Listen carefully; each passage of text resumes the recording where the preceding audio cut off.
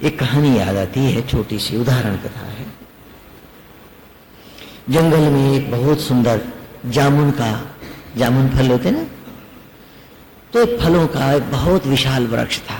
उस पर हजारों जामुन के फल लगते थे। नीले नीले नीले काश जैसे घनेरे चमचमाते हुए फल लगते थे, और उसमें भी एक बड़ा विलक्षण फल लगा। लगता था कि जैसे इसमें से ज्योतियां और कांतियां प्रकट हो रही हैं। पेड़ अपने ही फल पर आसक्त हो गया और सोचने लगा कि कितना सुंदर फल है ये, बहुत प्यारा है। फल को भी पेड़ से प्यार हो गया। पेड़ उसे अपनी पत्तियों में छुपा के रखता, ढक के रखता, उसे दुनिया की युगों की कथाएं सुनाता। समय का भान न उस फल को है न पेड़ को है। दोनों एक दूसरे में डूबे हुए, एक दूसरे के प्यार में झूमते हुए, एक दूसरे के होके जी रहे हैं। तभी एक तेज आंधी का झोंका आया और वो फल टूटकर धरती पर जा गिरा। वक्त किसी को नहीं छोड़ता, हम में से भी कोई नहीं बचेगा। समय तो अपनी निर्बाध गति से चलेगा।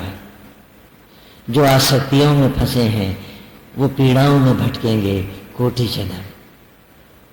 जो सत्य में निष्ठ हैं, जिनकी निष्ठा सत्य में समाई है, वो नहीं तड़पेंगे एक क्षण भी। उन्हें पीड़ाओं के लिए जन्म जन्म भटकना होगा और उसे सुखों के लिए अनंत की राह लेनी होगी।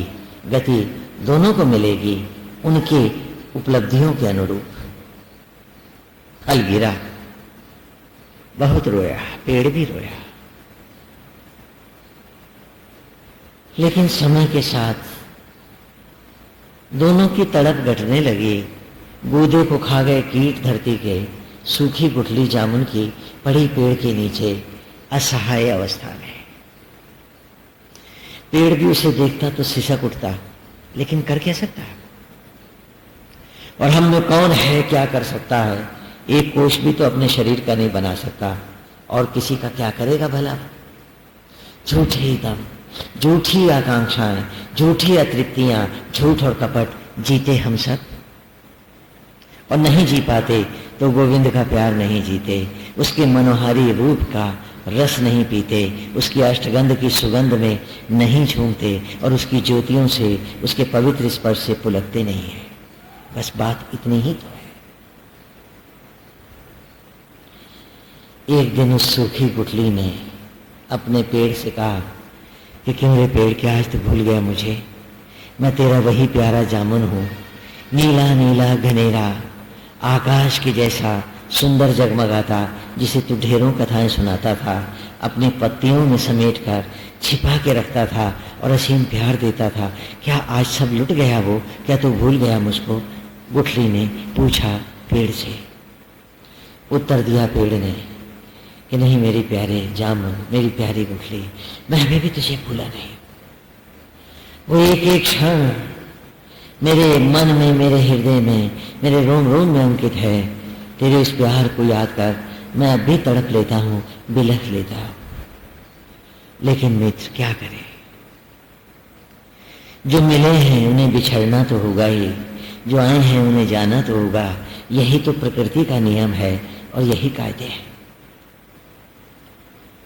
भूलें तो न भूलें तो हमें बिछोड़ना तो पड़ता ही है। उसने कहा यदि तू मुझे आज भी इतना प्यार करता है तो क्या तू मेरे लिए थोड़ा सा मेरा सहयोग नहीं कर सकता? पेड़ ने कहा पूछ, क्या चाहता है, बोल, बता, क्या करूं मैं तेरे लिए? कहा तेरे पे सैकड़ों टेनियां हैं, असंख्य पत्तियां हैं। जब तू हवा में झूमता है तो कितना सुंदर लगता है। जब हवाएं छू के तुझको जाती हैं तो कलकल का निनाद करते हैं, लगता है हवाएं नहीं जल की धाराएं हैं। सुंदर एक अद्भुत स्वर लहरी प्रकट होती है और तेरे पत्तियों के रस की गंध से, सुरभि से चारों ओर एक विचित्र मादकता, मोहकता फैल जाती है। मैं एक सूखी हुई गुठली हूं, मेरे पास न टहनियां हैं और न पत्तियां हैं। क्या तू कहता है कि तू मुझे प्यार करता है, तू कहता है कि मेरी कल्पनाओं में अभी भी तू बसा हुआ, तड़प भी लेता है, सिसक भी लेता है, बिलख भी लेता है, तो क्या आज तू मेरे लिए थोड़ा सा त्याग नहीं कर सकता? कहा क्या करूं? कहा कुछ टहनियां और पत्तियां मुझे भी दे दे, मैं भी लहलहा लूं, मैं भी इन्हें हवा में झुमा लूं, मेरा भी तो मन करता है। तो पेड़ ने उत्तर दिया, मेरे भोले गुठली, तू बहुत अनजान है, ये टहनियां और पत्तियां मैं तुझे दे नहीं सकता, ये नियम विरुद्ध है, और यदि दे भी दूं तो तू उसे रख नहीं पाएगा। पत्तियां मुरझा जाएंगी, झड़ जाएंगी, टहनियां भी सूख जाएंगी, नष्ट हो जाएंगी, वो लहलहा नहीं पाएंगी, वो हवाओं के संग खेल नहीं पाएंगे। तो बड़ी मायूसी से सुबकते हुए गुठली ने कहा, तो फिर मैं क्या करूं? मेरा भी तो जी करता है कि मेरे पास भी टहनियां हो, पत्तियां हो, मैं भी लहलहाऊं। कहा तो फंस, फिर एक काम कर। क्या? बोले क्या है वो एक काम जो मैं करूं? कहा अपनी हस्ती को मट्टी में मिला दे। क्या कहा? अपनी हस्ती को मट्टी में मिला दे। पाने के लिए सब कुछ खोने को भी आतुर हो जा, मिला दे मट्टी में अपनी हस्ती को, मिटा दे खुद ही को, मिट जा स्वयं।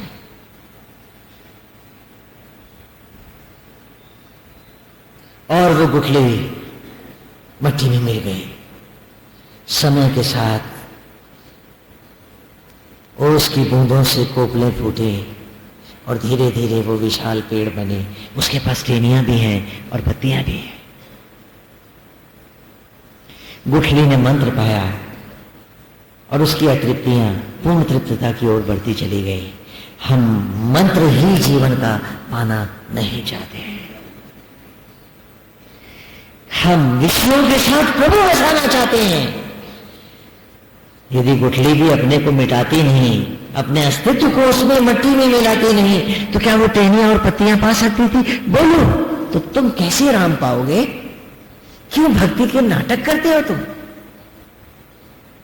और धोखा किसको दे रहे हो मित्र? हम सब पूछे अपने आप से। हर चीज की इच्छाएं, हर लोभ मोह वशे वासना झूठ कपट तुम्हारी सांसों में बसा है। राम बसेंगे कैसे? मुझे बताओ तो। दिवाली कैसे मना लोगे? कैसे मनाओगे? मैं पूछता हूं, बहुत बढ़िया अमृत भोजन तुम्हें मिले, ध्यान से सुनना मेरी बात को। हाँ, बात थोड़ी छोटी है, अच्छी नहीं है। तुम्हें कोई पवित्र भोजन दे, क्या संडास में बैठ के खाओगे? बोलो, तो क्या प्रभु को विषयों की संडास में ले जाकर बसाओगे? इस भक्ति को जो सबसे सर्वोत्तम, सबसे उत्तम, पवित्रतम भोजन है, उसे विषयांतता की संडास में डालोगे? कैसे भक्ति करोगे? मुझे बताओ तो तुम।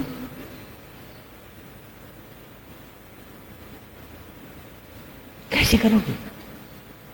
क्योंकि ये तो सर्वोत्तम भोजन है, ये वो अमृत है जो जन्म जन्म के आवागमन को, प्रायश्चित को मिटा देता है और तुझे अनंत की राह देता है। ऐसी सर्वोत्तम पवित्रतम भोजन को तुम विषयांतताओं की, लोभ और मोह की संडास में बैठ के खाओगे? बोलो, क्या अपने को धोना नहीं चाहोगे? क्या उस पाप को लौट लौट के उसी को करना चाहोगे?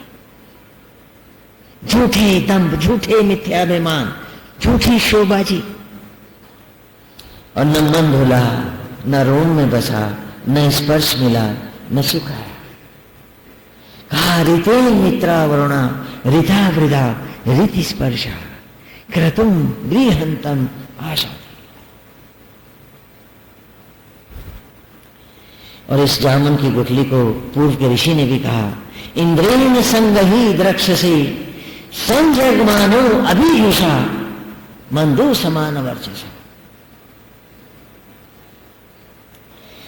कि इंद्रेण ब्रह्म ज्वालाओं में, अपनी ही आत्मा की अग्नियों में आत्मा के साथ साथ साथ जीव के आचार्य और उपाचार्य संग ही द्रक्ष से एक साथ जब निचुड़ गए, बह गए, समा गए, डूब गए तो संजग मानो, और जीव जजमान भी उसी में आ समाया यज्ञ की ज्वालाओं में। वे सब जब समाते चले गए इन ब्रह्म ज्योतियों में, अभिभिषा तो पानी में आग लगी, जल में डूबी सीपी में एक मोती उपजा, गीले बीजों में भी लपटें उठी, नई सृष्टि की उत्पत्ति हुई। उसी प्रकार जो आज समाये इस ब्रह्म ज्वालाओं में अभिभिषा एक नया जीवन अनंत का प्रकट हुआ। मंदो समान वर्चसा, जो संपूर्ण सचराचर को, मनुष्य मात्र को, सबको परमानंदित करता हुआ दिव्य ज्योतियों के धाम की तरफ गया। खिलौना खिलाड़ी हुआ, उपासक उपास्य हो गया। लो फिर एक सूरज और जगमगा गया, एक अनंत की राह एक और गया। जिसने मिटाया नहीं स्वयं को, उसने पाया नहीं कुछ भी। उसकी पूजाएं, उसकी भक्ति, उसके नाटक ऐसे ही हैं कि जैसे कोई पवित्र भोजन को संडास में बैठ के खाए। ऐसी भक्ति को भगवान कहते हैं। मैं जप यज्ञ नहीं कहता हूं। खाली शब्दों को पकड़ लेने से किसी का उद्धार और कल्याण होता नहीं है। उसके भीतर के आत्मभाव में पृष्ठ रहस्य में जाना होता है। और वही इस ऋचा में भी है कि ता यज्ञेषु प्रशंसत इंद्राग्नि शुंभता नरा ताम गायत्रेषु गायत, कि जो ऐसे यज्ञ में, जो ऐसे जप में, ऐसे तप में, ऐसे समर्पण में शंसत अपने आप को प्रतिष्ठित करता है और इस यज्ञ को ही जीवन की संपूर्ण प्रतिष्ठा बनाता है। इंद्र, जीव, अर्जुन, इंद्र का बेटा अर्थात हम सब, अग्नि शुंभता, वही इन अग्नियों की ज्योतियों से चमकता है, दमकता है, रोम रोम जगमगाता है। और कभी वो तो कभी उसका आराध्य उसके चेहरे पे नजर आता है। शुंभता नरा, कहते हैं गौरांग महाप्रभु जब झूम के भजन गाते थे तो कृष्ण उनके चेहरे पर स्पष्ट नजर आते थे। जंगल से नाचते हुए गुजरते थे तो सिंह भी नाचने लगते थे। जपानाम यज्ञानाम जप यज्ञो अस्मि, वो वहां था।